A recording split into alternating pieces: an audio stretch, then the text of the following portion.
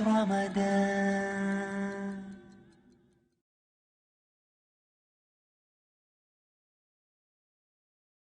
প্রিয় মুসলিম এবং অমুসলিম ভাই ও বোনেরা, আসসালামু আলাইকুম ওয়া রাহমাতুল্লাহি ওয়া বারাকাতুহু। আমাদের স্রষ্টা আল্লাহ তাআলার দয়া, শান্তি এবং রহমত সবার উপরে বর্ষিত হোক। আমাদের অনুষ্ঠানে স্বাগতম Ramzan a date with doctor Zakir. আমি আপনাদের হোস্ট ইউসুফ চেম্বার্স। আজকের এই বিশেষ পর্বে আমরা আপনাদের প্রশ্নের উত্তর দেব, যার টপিক কিয়ামুল লাইল, রাতের নামাজ। আসসালামু আলাইকুম ডক্টর জাকির। ওয়ালাইকুম আসসালাম রহমতুল্লাহ বারাকাতুহু। ডক্টর জাকির, এখন আজকের এই বিশেষ পর্বে আমরা কিয়ামুল লাইল প্রসঙ্গে পিস টিভির দর্শকদের পাঠানো বিভিন্ন প্রশ্ন নিয়ে আলোচনা করব। দর্শকদের কাছ থেকে আমরা অনেক ইমেল পেয়েছি, আর সবার আগ্রহ দেখে আমাদেরও ভালো লাগছে। আলহামদুলিল্লাহ। আলহামদুলিল্লাহ। এবারে দর্শকদের পাঠানো প্রশ্নগুলো আমি আপনাকে করছি। 1 নম্বর প্রশ্ন, যে তারাবির নামাজ এটা কি সুন্নত নাকি এটা ফরজ? এটা কি কেউ মিস করতে পারে? আলহামদুলিল্লাহ, ওয়াসসালাতু ওয়াসসালাম আলা রাসূলিল্লাহ ওয়া আলা আলিহি ওয়া সাহবিহি আজমাইন, আম্মা বাদ। আউযু বিল্লাহি মিনাশ শাইতানির রাজীম। বিসমিল্লাহির রহমানির রহিম। রব্বি ইশরাহ লি সাদরি ওয়া ইয়াসসির লি আমরি ওয়াহলুল উকদাতাম মিন লিসানি ইয়াফকাহু কাওলি। এই প্রশ্নের ব্যাপারে যদি বলতে হয় যে এই তারাবি অথবা কিয়ামুল লাইল রমজান মাসে এটা কি ফরজ নাকি সুন্নত, এ ব্যাপারে আগেও বলেছি। আমাদের নবী মুহাম্মদ সাল্লাল্লাহু আলাইহি ওয়াসাল্লাম বলেছেন, এটা আছে সহিহ বুখারীতে, খণ্ড নম্বর 3, বুক অব তারাবি, হাদিস নম্বর 2012। এখানে বলা হয়েছে যে মুহাম্মদ সাল্লাল্লাহু আলাইহি ওয়াসাল্লাম রমজান মাসে মসজিদে কিয়ামুল লাইল পড়লেন, আর লোকজনও তার সাথে পড়ল। পরের দিন খবর ছড়ালো, সেদিন নবী আসলেন আর পুরো মসজিদে ভরা লোক। তৃতীয় দিনেও অনেক মানুষ, আর চতুর্থ দিনে যদিও মসজিদে অনেক লোক, নবী ইচ্ছে করেই সেদিন মসজিদে এলেন না কিয়ামুল লাইল আদায় করার জন্য। তারপর ফজরের নামাজের সময় নবী বললেন, এমন না যে আমি জানতাম না মসজিদে অনেক লোক আছে, তবে আমি ইচ্ছে করে আসিনি, কারণ আমি চাই না রমজানে কিয়ামুল লাইল তোমাদের জন্য ফরজ করা হোক। তাহলে এই হাদিস থেকে আমরা জানতে পারি যে এই নামাজ ফরজ না। তবে আরেকটা হাদিস সহিহ বুখারী, খণ্ড নম্বর 3, বুক অব তারাবি, হাদিস নাম্বার 2009। আমাদের নবী বলেছেন, যদি কেউ রমজান মাসে রাতের নামাজ আদায় করে ঈমানের সাথে আর আল্লাহর পুরস্কারের আশায়, তার অতীতের সব গুনাহ ক্ষমা করা হবে। এই হাদিসের ভিত্তিতে আমরা জানতে পারি, যদিও এটা ফরজ না, তবে খুবই গুরুত্বপূর্ণ সুন্নত, সুন্নতে মুআক্কাদা।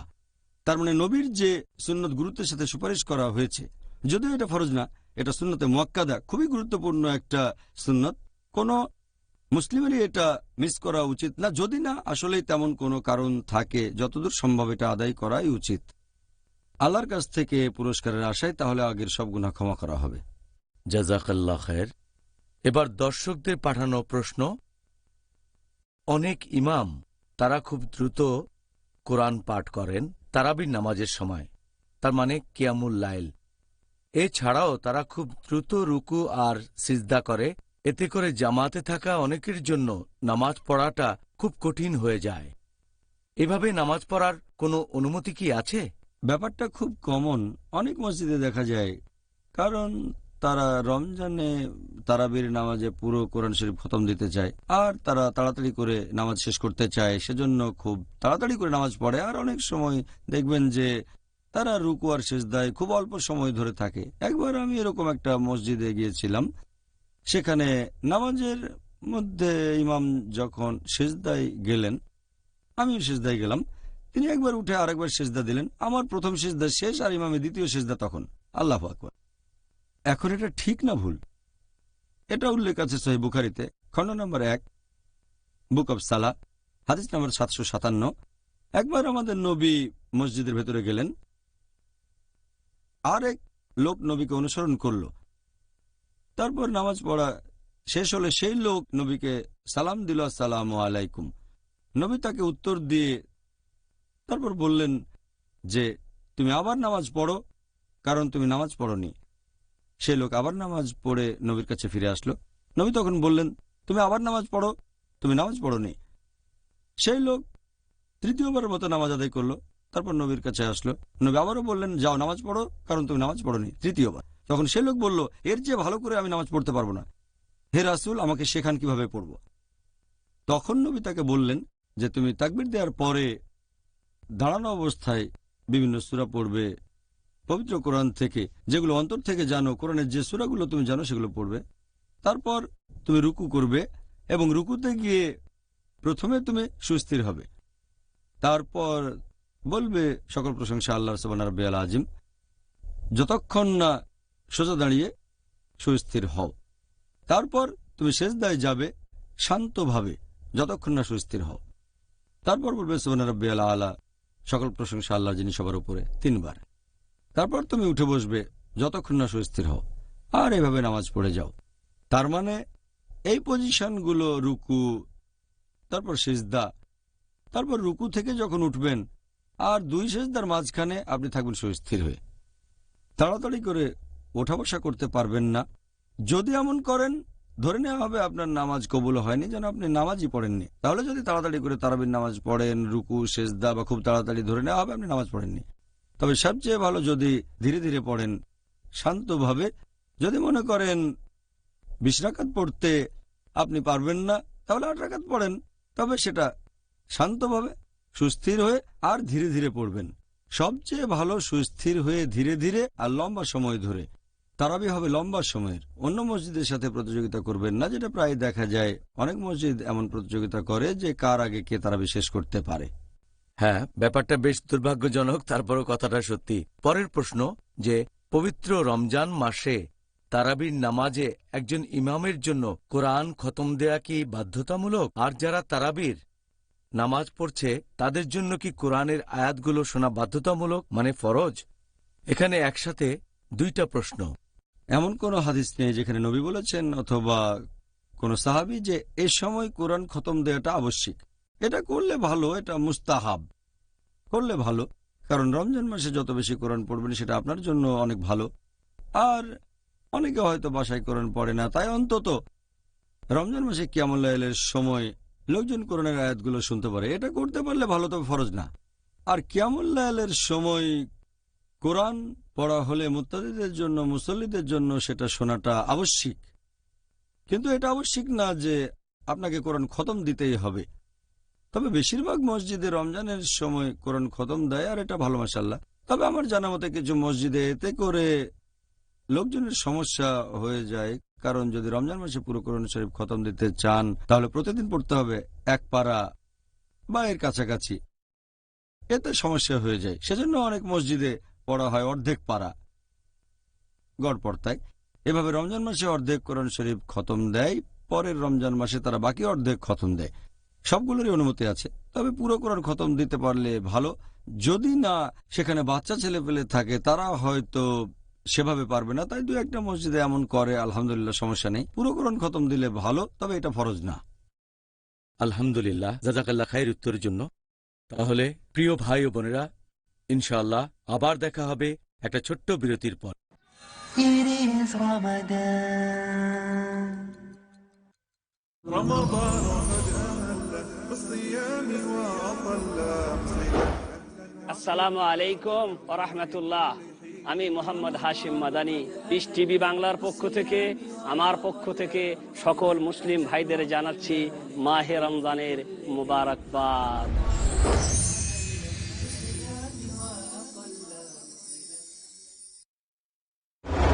রমজান একটা অতি পবিত্র মাস। এই মাসে আল্লাহ পাক কোরআন নাজিল করেছেন। এই মাসের মধ্যে রয়েছে লাইলাতুল কদর, সিয়াম এবং কিয়াম। এই মাসে ইবাদতের গুরুত্বপূর্ণ বিষয়গুলির সন্নিবেশন আল্লাহ ঘটিয়ে দিয়েছেন। আল্লাহ রাসূল সাল্লাল্লাহু আলাইহি ওয়াসাল্লাম বলছেন যে এই উম্মাত ততদিন কল্যাণের উপর প্রতিষ্ঠিত থাকবে যতদিন তারা সূর্য অস্ত যাওয়ার সাথে সাথে ইফতার করবে। ইবাদতের জগতে সিয়ামের দৃষ্টান্ত কোনো ইবাদত নেই। রমজানের প্রবেশের সাথে সাথে সমস্ত জাহান্নামের দরজাগুলিকে বন্ধ করে দেওয়া হয় এবং এরপরে জান্নাতের দরজাগুলি খুলে দেওয়া হয়। আল্লাহর সন্তুষ্টির আশায় ইবাদতের নিয়তে খাওয়া পান করা, জৈবিক চাহিদা পূর্ণ করা থেকে বিরত থাকার নাম হলো সাওম। জানুন মাহে রমজানের গুরুত্বপূর্ণ বিষয়গুলো। দেখুন তোহফায়ে রমজান প্রতিদিন সন্ধ্যা ৬টায় ও পুনঃ সম্প্রচার সকাল ৮টায় বাংলাদেশে পিস টিভি বাংলায়।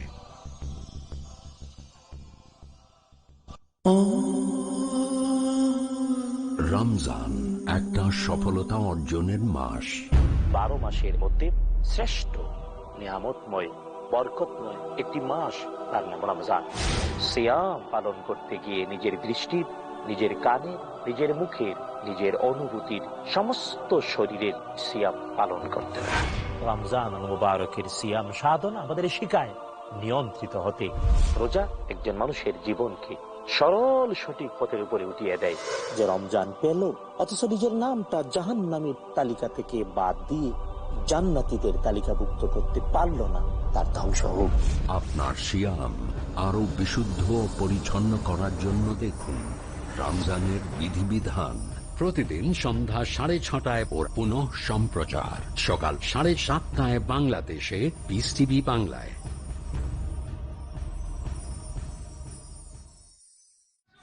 It is Ramadan.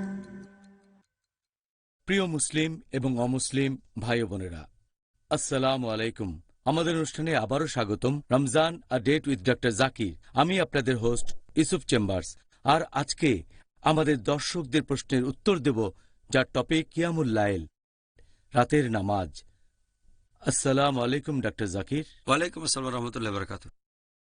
পরের প্রশ্ন, একজন মহিলা কোন জায়গায় তারাবির নামাজ পড়বে? আমরা এই প্রশ্নটার আংশিক উত্তর দিয়েছি। বাসায় পড়বে নাকি মসজিদে পড়বে? যদি সে বাসায় নামাজ পড়ে, তাহলে মহিলাদের নিয়ে গঠিত জামাতে সে কি ইমামতি করতে পারবে? হাদিসটা আছে সহিহ তারগিবে, হাদিস নাম্বার 336। আমাদের প্রিয় নবী বলেছেন যে মহিলাদের জন্য সেরা মসজিদ হচ্ছে তার বাসার ভেতরের ঘর, তার মানে অন্দরমহল। মহিলাদের নামাজ পড়ার সেরা জায়গা হচ্ছে ভেতরের ঘর, সবচেয়ে ভালো। এছাড়া আরেকটা হাদিস আছে মুসনাদ আহমেদে, খণ্ড নম্বর 6, হাদিস নাম্বার 27202। এছাড়াও হাদিসটার উল্লেখ আছে সহিহ তারগিবে, হাদিস নাম্বার 335। একবার এক মহিলা আমাদের নবীকে বলল, আপনার সাথে নামাজ পড়তে চাই। সেই মহিলা বলল, তখন নবী বললেন, জানি তুমি আমার সাথে নামাজ পড়তে চাও, তবে তুমি ভেতরের ঘরে নামাজ পড়লে সেটা বাসায় নামাজ পড়ার চেয়ে অনেক ভালো।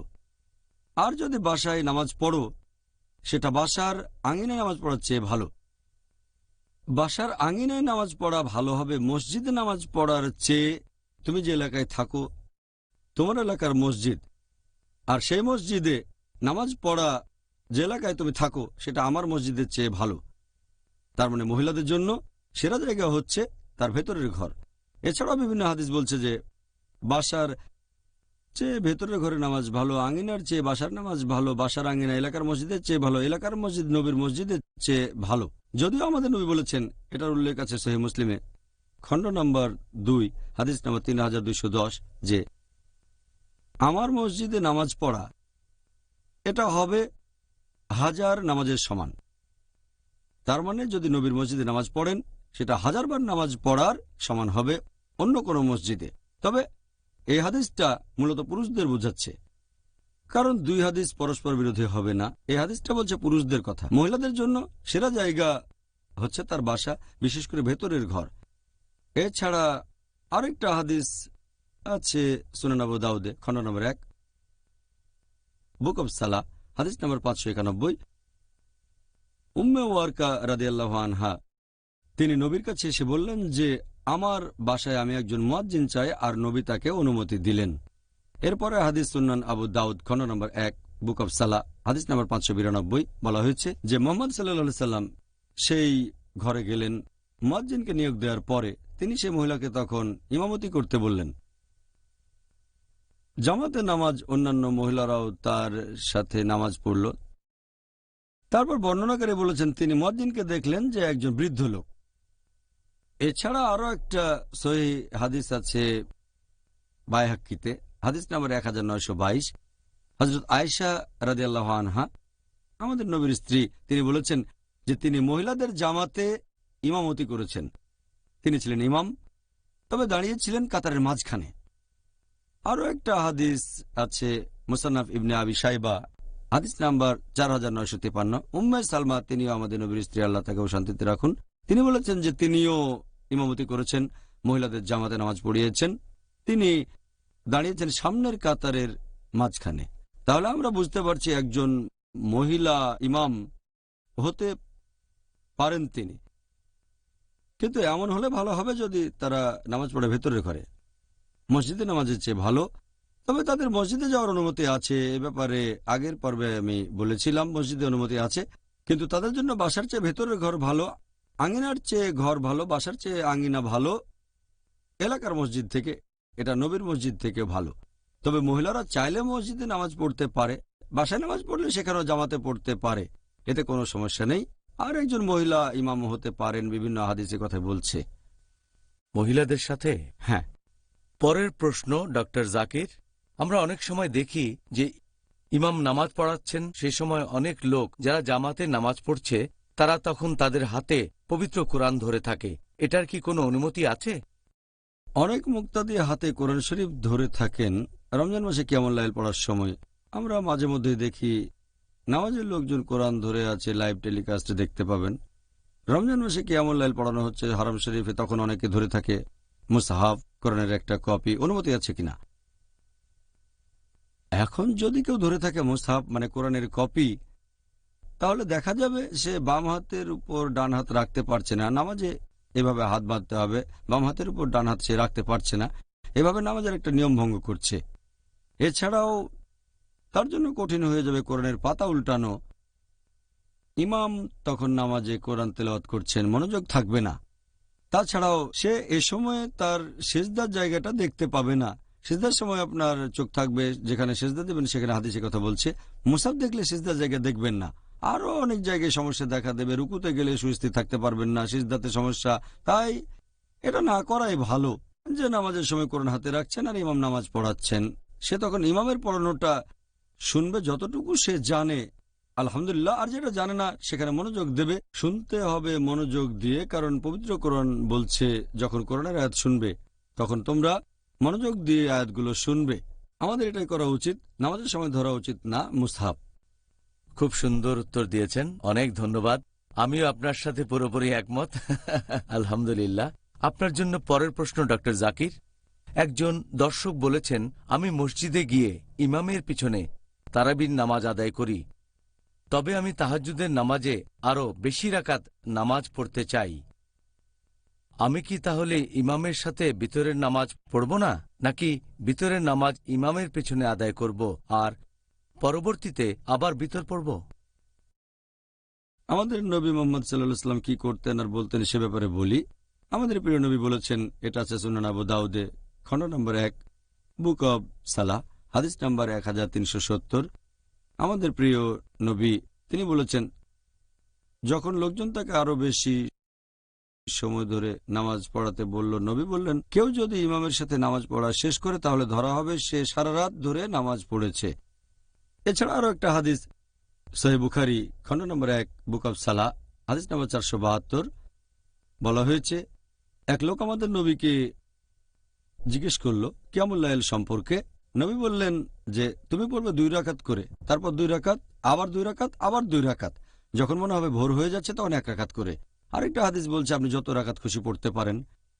এই দুটো হাদিসের ভিত্তিতে বলা যায় আপনার সামনে দুটো অপশন আছে।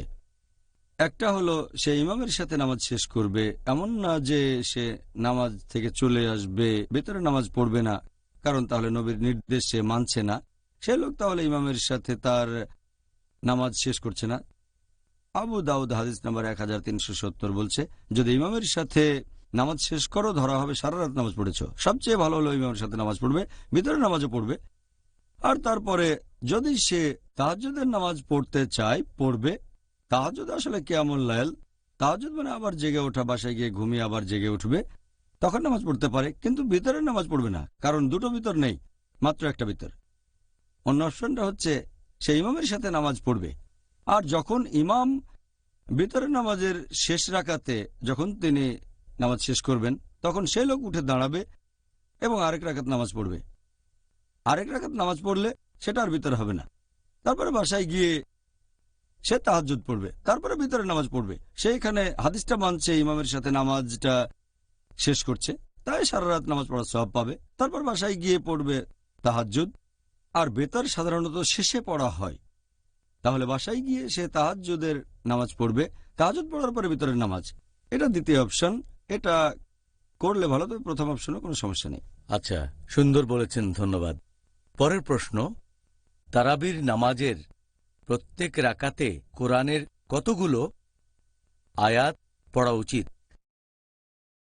এ ব্যাপারে নির্দিষ্ট কোনো নিয়ম নেই, নির্দিষ্ট কোনো সীমা নেই। নবী বলেছেন যত বেশি পড়বে তত ভালো। এরকম একটা হাদিস মুস্তাদরাক আল হাকিম, হাদিস নাম্বার 1160। আমাদের প্রিয় নবী তিনি বলেছেন, যদি কেউ 100 আয়াত পড়ে তাহলে সে অনুগতদের অন্তর্ভুক্ত হবে। এর পরের হাদিস মুস্তাদরাক আল হাকিম, হাদিস নাম্বার 1161। কেউ 100 আয়াত পড়লে তাকে অবহেলাকারী বলে ধরা হবে না। আরেকটা হাদিস সুনান আবু দাউদ, খণ্ড নম্বর 1, বুক অব সালা, হাদিস নম্বর 1393 বলা হয়েছে, যদি কেউ 10 আয়াত পড়ে কিয়ামুল লাইলে রাতের নামাজের রাকাতে, তাকে অবহেলাকারী বলে ধরা হবে না। যদি কেউ 100 আয়াত পড়ে তাকে অনুগতদের অন্তর্ভুক্ত করা হবে। আর যদি কেউ 1000 আয়াত পড়ে তাহলে সে অনেক পুরস্কার পাবে। যত বেশি আয়াত পড়বেন তত ভালো। এটা আছে সহিহ মুসলিমে, খণ্ড নম্বর 1, হাদিস নম্বর 1697, যে একজন সাহাবা আমাদের নবীর সাথে কিয়ামুল লাইল পড়ছেন। নবী নামাজ পড়ালেন, এটা আগেও বলেছি। প্রথমে তিনি পড়লেন সূরা বাকারা। সাহাবা ভাবলেন 100 আয়াতের পর রুকু হবে, নবী পড়েই গেলেন। 200 আয়াত নবী পড়ে গেলেন। সাহাবা ভাবলেন সূরা বাকারা শেষ হলে রুকুতে যাবেন, নবী পড়েই গেলেন। তারপর পড়লেন সূরা নিসা, ভাবলেন সূরা নিসার পরে রুকু, তারপরে পড়লেন সূরা আল ইমরান। এভাবে নবী এক রাকাতেই পড়লেন 5 পারারও বেশি। নবী এত লম্বা সময় পড়েছেন। এছাড়াও আরেকটা হাদিস, এটা উল্লেখ করা হয়েছে মুয়াত্তা ইমাম মালিকে, খণ্ড নম্বর 1, বুক অব প্রেয়ার, অধ্যায় নম্বর 2, হাদিস নম্বর 4, যে উবাই বিন কাব যখন নামাজ পড়াতেন তিনি এক রাকাতে 100 আয়াত পড়তেন, লম্বা আয়াত, আর ধীরে ধীরে পড়তেন। অনেকে ক্লান্ত হয়ে লাঠিতে ভর দিয়ে দাঁড়াতো। অনেক সময় তিনি নামাজ পড়াতেন ফজরের ওয়াক্ত পর্যন্ত, অনেক লম্বা। তবে নবী আরো বলেছেন, এটা আছে সহিহ মুসলিমে, খণ্ড নম্বর 1, বুক অব সালা, হাদিস নম্বর 943, যে যখন জামাতে নামাজ পড়বে তখন নামাজ খুব বেশি লম্বা করবে না, কারণ সেখানে মহিলা, বৃদ্ধ লোকজন, তারা হয়তো ক্লান্ত হয়ে যাবে, তাই নামাজ একটু ছোট করবে। তারপর নবী আরো বলেছেন, তোমরা যখন জামাতে নামাজ পড়বে তখন নামাজ খুব লম্বা করবে না, কিন্তু যখন একা একা পড়বে তখন যত খুশি লম্বা করতে পারো। আমাদের নবী পড়েছেন 5 পারার বেশি। একা নামাজ পড়লে যত খুশি লম্বা করতে পারেন, জামাতে নামাজ পড়লে লম্বা করতে পারেন, তবে খুব লম্বা করবেন না, বেশি সময় নেবেন না, তাতে করে অন্যদের সমস্যা হয়ে যাবে। যারা জামাতে নামাজ পড়ছে, বাচ্চা, ছেলে মেয়ে, মহিলা, বয়স্ক লোকজন, তাদের দিকে খেয়াল রাখবেন। মানে একটা ভারসাম্য থাকতে হবে। আলহামদুলিল্লাহ। পরের প্রশ্ন, ডক্টর জাকির, তারাবির নামাজ কি বাসায় আদায় করার অনুমতি আছে? আর স্বামী যদি স্ত্রী আর সন্তানদের জামাতে ইমামতি করেন, তাহলে কি সেই ব্যক্তি মসজিদে তারাবির নামাজের জামাতে ইমামতি করার সমপরিমাণ সওয়াব পাবেন? একা নামাজ পড়ার চেয়ে জামাতে নামাজ পড়া বেশি ভালো। এ ব্যাপারে আগেও বলেছি, মসজিদে নামাজ পড়া এটা বাসায় নামাজ পড়ার চেয়ে ভালো। তাই পুরুষদের জন্য মসজিদে নামাজ পড়া বেশি ভালো, জামাতে নামাজ পড়া। তবে মহিলাদের নামাজ পড়ার কথা যদি বলেন, বাসায় পড়ার চেয়ে ভেতরের ঘরে ভালো। বাসা ভালো আঙিনার চেয়ে, আঙিনা ভালো মসজিদের চেয়ে। তাই মহিলাদের জন্য ভালো যদি বাসায় নামাজ পড়ে থাকে, তারা চাইলে বাসায় জামাতের ব্যবস্থা করতে পারে, সেটাই সবচেয়ে ভালো। আগেও বলেছি সবচেয়ে ভালো মহিলারা বাসায় নামাজ পড়বে, জামাতে পড়তে পারে, তবে পুরুষদের জন্য ভালো হবে মসজিদে নামাজ পড়া। ওকে, খুব সুন্দর, আলহামদুলিল্লাহ, জাযাকাল্লাহ খায়ের উত্তরের জন্য। তাহলে প্রিয় ভাই বোনেরা, ইনশাআল্লাহ আবারও দেখা হবে একটা ছোট্ট বিরতির পরে। It is Ramadan. Be patient, brother, hold on. Be patient, sister, be strong. Hang on in there, hang tight. Hang on with all of your might. When it seems like and you feel like letting go. Hang on, be strong, just be firm. Good things come to those who wait. The patient ones always win. Victory is with those who never let go of pain. When calamity strikes, it's another test in our lives. So take one day at a time, but never give up, nor give in, even when success seems out of sight. The patient ones turn to Him, hoping that ease will be coming after adversity. Just be patient, brother, hold on. Just be patient, sister, be strong. Won't you hang on and won't you hang tight? Hang on with all of your might. Be patient, brother, hold on. Just be patient, sister, be strong. Won't you hang on and won't you hang tight? Hang on with all of your might. When it seems like you've come to the end of the road, can't go on with that heavy load. Keep on, carry on, ride the storm. The battle's just begun. The patient ones always win. Victory is with those who put all of their trust in Him. If we slip or we fall, whose name should we call? Allah, Allah, Allah.